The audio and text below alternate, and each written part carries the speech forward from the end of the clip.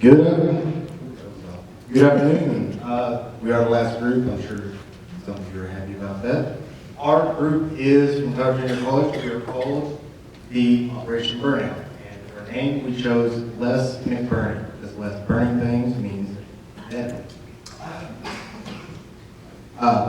So the reason we went to this is because generally in plants or manufacturing industrial groups, there is over $329 billion damage done by fires every single year. Less than about 10% of that $30 billion is used for deaths, loss of deaths, dismemberment and such. Less than 3.7 total percent of that funds is used for fire prevention, fire suppressants, things to remove the fire. With those, you generally have two forms of ways to put out fires in manufacturing plants and industrial settings. You have a sprinkler system that can generally prevent Class A fires or suppress those. And you have a risky human running there with a fire extinguisher.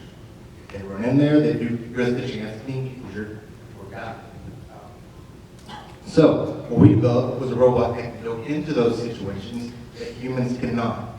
They can go up there and it can put out those fires. The good thing about this is you're able to put a fire extinguisher in there. This one, for example, can put out top A, B, and C fires. All right. With that, the total cost of billing for this, we spent $851.27 just to prevent that. As a fraction of the cost of the actual amount that can be preserved through proactive spending rather than retroactive spending.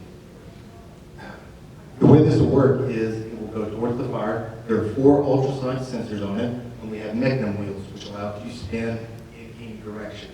As the mechanism spins, wheels turn, these two will move in a certain direction. So I turn to the right. Sorry, I'm recovering from pneumonia, so I'm a little out of breath. And these other two will allow it to move to the left. The guidance system will allow Sebastian here to go over what it is and what it's called. So it's called LiDAR, light detection and ranging, and how LiDAR works, it uses a pulse light that rotates around a circling mirror that continuously maps out the area to give the robot a complete grid of its surroundings. I'm going to talk about this. All right, so what it does is, once we're able to map it out, it will go to the fire, the heat sensor. We'll be able to tell how much for the fire in it. You'll be able to be turned off in situations such as welding, soldering, or other things that could raise temperature levels above the reading of a typical fire. You'll go forward towards the fire, put it out, and it has a system. We'll run it in a second. But what it does is it'll pull it and it'll put out the fire. The heat sensor will sense. If it senses the temperature still above a certain degrees, or senses that there is still fire, it will spray another one. It does it every 10 seconds as it is coded now.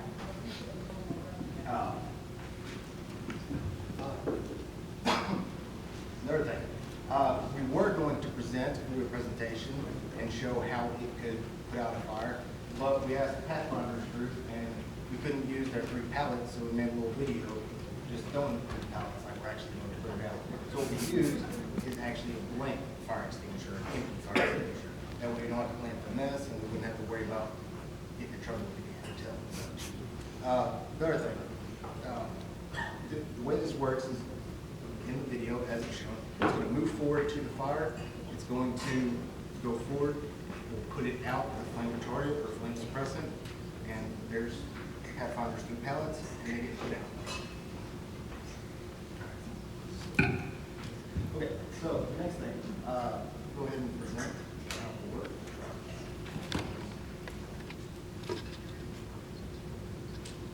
It does it in a 10-second loop, so it is going to take the second to kick in. This is full traffic. Now, one of the issues that we did encounter was we had our programmer, our coding person, who was able to, or unable to make it due to sickness and such, and they had to quit 2 days ago without having it. There it goes. It's pulling. It's going through the process of pulling it.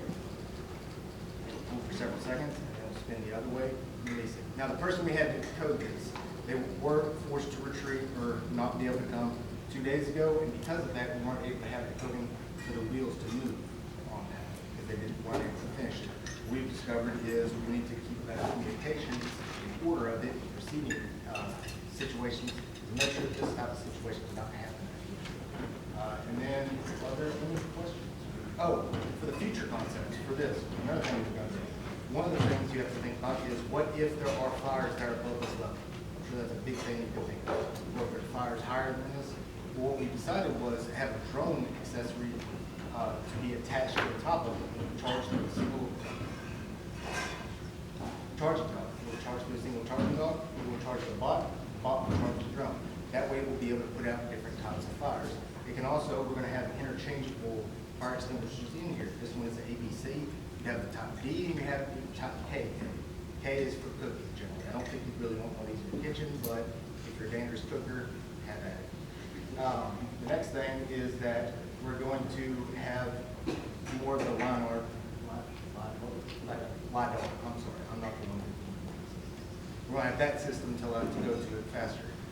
As this is right now, it can move on floor objects, but if there is something in the way, such as fog, one objects, debris and such, we'll be able to use the drone to go over and take out other areas.